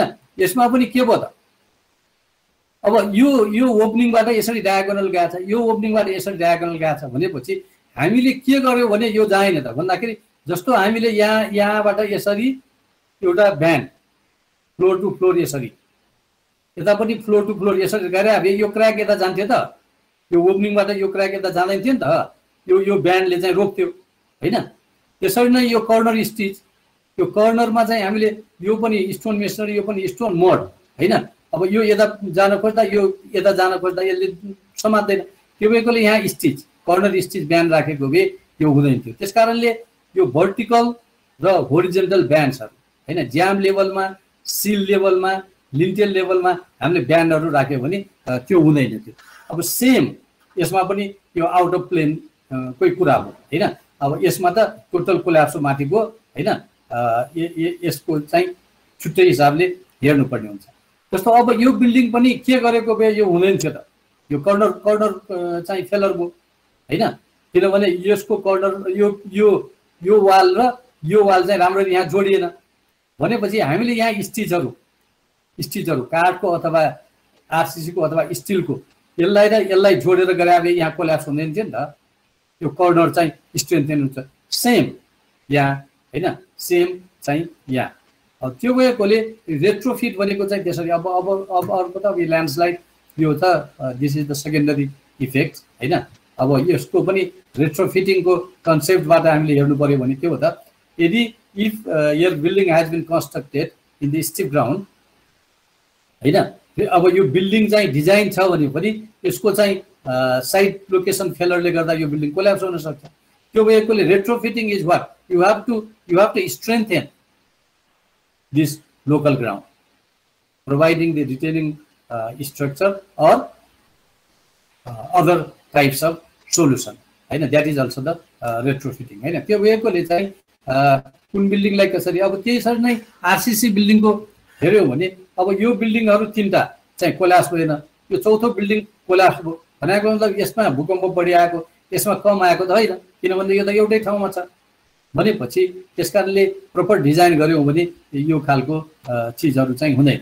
भनेपछि अब रेट्रोफिटिङको कुरा गर्ने हो भने यो बिल्डिङ पहिले जुन अवस्थामा थियो त्यही बेला हामीले यसलाई एनालाइसिस गरेर यही बिल्डिङहरू जतिको स्ट्रङ बनाएको भए त यो चाहिँ कोल्याप्स हुँदैन थियो। त्यो भएकोले स्ट्रेन्थेनिङ हैन, रेट्रोफिट गऱ्यौँ भने यो एक्जिस्टिङ बिल्डिङलाई हामीले त्यसरी लग्न सक्छौँ। अब यो बिल्डिङ हेर्नुहोस्, यो बिल्डिङ चाहिँ अस्तिको गोर्खा अर्थक्वेकमा त कोल्याप्स भएन, तर यो चाहिँ कुनै पनि अर्को भूकम्प आउँदा यो कोल्याप्स हुन्छ, किनभने यसमा कुनै पनि स्ट्रक्चरल सिस्टमले काम गरेको छैन, कुनै फिलोसफीले काम गरेको छैन। त्यस कारणले we do have a two choice, either to demolish or to restrengthen. अब यो बिल्डिङलाई रिस्ट्रेन्थेन गर्नलाई चाहिँ इकोनोमिकल्ली त्यति फिजिबल हुन्छ जस्तो लाग्दैन हैन। सिमिलरली दिस हैन, अब यो बिल्डिङलाई फ्युचर अर्थक्वेकलाई हामीले चाहिँ हेर्ने हो भने either we have to demolish it or restrengthening it. Same this building हैन, यो चाहिँ अस्तिको भूकम्पमा नभत्किएको घरहरू मैले देखाएको। अब अस्तिको भूकम्पमा नबद्कनुको अर्थ किन भन्दाखेरि यो ठाउँहरूमा जुन हामीले इन्टेन्सिटीको कुरा गऱ्यौँ नि, अर्थक्वेकको मुभमेन्टको कुरा गऱ्यौँ, यो ठाउँहरूमा धेरै कम भयो। र अर्को चाहिँ हामीले चाहिँ यो टाइम पिरियड हाई फ्रिक्वेन्सी लो एम्प्लिट्युड, हाई एम्प्लिट्युड लो फ्रिक्वेन्सीको पनि कुरा गऱ्यौँ हैन, पहिले गऱ्यौँ, त्यो फेरि गरिराख्नु परेन। त्यो भएकोले अब के हो त भन्दाखेरि अब बिल्डिङ चाहिँ अर्थक्वेक सेकिङ भनेको फ्रिक्वेन्सी र टाइम पिरियड चाहिँ त्यसको मेन भयो हैन, जसले गर्दाखेरि चाहिँ इफेक्ट्स चाहिँ हुने भयो। अब अर्को चाहिँ के भन्दा सोइल कन्डिसन, लिक्विफेक्सनको कुरा, सफ्ट स्टोरी, पोर डक्टिलिटी, पाउन्डिङ इफेक्ट, पोर क्वालिटी कन्स्ट्रक्सन, सियर फेलर, मेन्टेनेन्सको कुरा गर्यो हैन। भनेपछि अब यो सब हामीलाई थाहा छ भनेपछि अब रेट्रोफिट भनेको के हो त, एक्जिस्टिङ बिल्डिङमा चेक गर्नु पर्यो, इफ सफ्ट स्टोरी छ भने त्यसलाई अभोइड गर्नु पर्यो, हामीले रेट्रोफिट गरेर सफ्ट स्टोरी इफेक्ट चाहिँ के गर्नु पर्यो, कम गर्नु पर्यो। अब डक्टिलिटी डिटेलिङ गरेका छैन त्यो बिल्डिङमा भने चाहिँ त्यसको जोइन्टहरूमा हामीले के गर्नु पर्यो, डक्टिलिटी चाहिँ रेट्रोफिट गरेर डक्टिलिटी इन्ट्रोड्युस गर्नु पर्यो। अब पोन्डिङ पनि सेम हैन, पोन्डिङ भने किन हुन्छ भन्दाखेरि बिल्डिङको चाहिँ डिफर्मेसन अथवा डिस्प्लेसमेन्टबाट हुने हो हैन, फ्लोर लेभलको। भनेपछि अब त्यसलाई हामीले चाहिँ डिस्प्लेसमेन्ट घटायौँ, किन भन्दाखेरि ग्याप बढाउन त सकिँदैन, किनभने that is the existing building त बनिसकेको छ। भनेपछि त्यसलाई अलिकति स्टिफ बनाइदियौँ भने के हुने भयो त भन्दा त्यसको डिफर्मेसन कम हुने भयो, होरिजोन्टल डिफर्मेसन अथवा ड्रिफ्ट कम हुने भयो हैन। अब त्यो स्टिफ बनाएर त्यसको ड्रिफ्ट कम गराएर हामीले पोन्डिङको रेट्रोफिट गर्न सक्छौँ। त्यसरी क्वालिटी कन्स्ट्रक्सन कम छ भने बाई इन्लार्जमेन्ट अथवा बाई इन्जेक्टिङ हैन, अहिले त there are the so many options, त्यसबाट गर्न सकिन्छ। अब अर्को चाहिँ स्ट्रङ बिम विथ कोलुमको कुरा हैन। अब स्ट्रङ बिम विथ कोलुम छ भने हामीले स्ट्रङ कोलुम विथ बिम बनाउनु पर्यो भन्दाखेरि अब कोलुमलाई रिस्ट्रेन्थेनिङ हैन, इन्लार्जमेन्ट अथवा कुनै अरू हिसाबले चाहिँ कोलुमको स्ट्रेन्थ चाहिँ हामीले बढायौँ भने बिमको स्ट्रेन्थ चाहिँ एज इट इज राखेर गऱ्यौँ भने यही चाहिँ ऊ चाहिँ स्ट्रङ कोलुम विथ बिमको फिलोसफीमा जाने भयो र ग्लोबल फेलर चाहिँ नहुने भयो।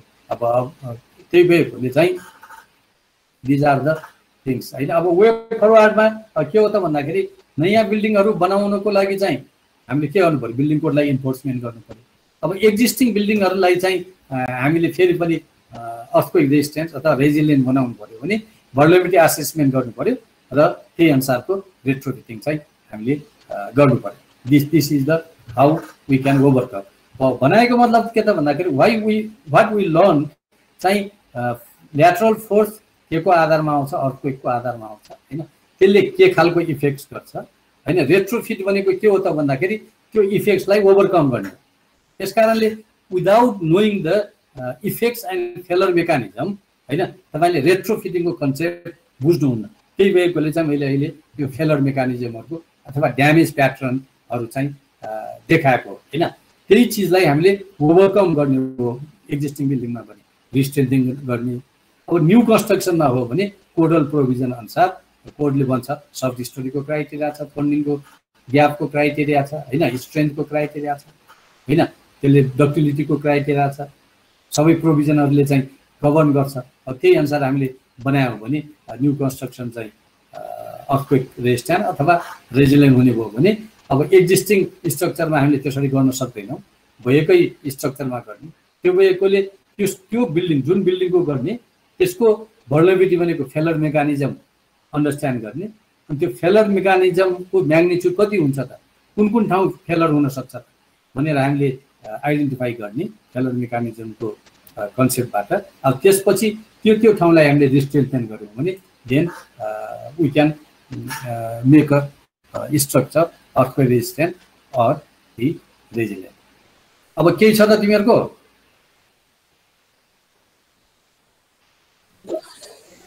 छैन सर। छैन भने अब तिमीहरूले दिस इज द असाइनमेन्ट होइन। अब यो service mitigation measure to overcome those failure, this is the retrofitting approach होइन। त्यो मैले चाहिँ तिमीहरूलाई के भन्दाखेरि अहिलेसम्म तिमीहरूले पढेको आधारमा चाहिँ त्यो फेलर मेसनरी र आरसिसी बिल्डिङको फेलरलाई होइन, फेलरलाई हेरेर अनि पछि अब यो फोटोहरू त गोर्खा अर्थक्वेकबाट हाइटी अर्थक्वेक अथवा जुनसुकै अर्थक्वेकहरूबाट फोटोहरू लिने होइन, बिल्डिङको ड्यामेजेसहरूको, त्यसको आधारमा तिमीहरूले चाहिँ अहिलेसम्मको नलेजको आधारमा के गर्यो भने चाहिँ त्यो फेल पनि हुँदैन भन्ने कुरो चाहिँ तिमीहरूको एसाइनमेन्ट हो।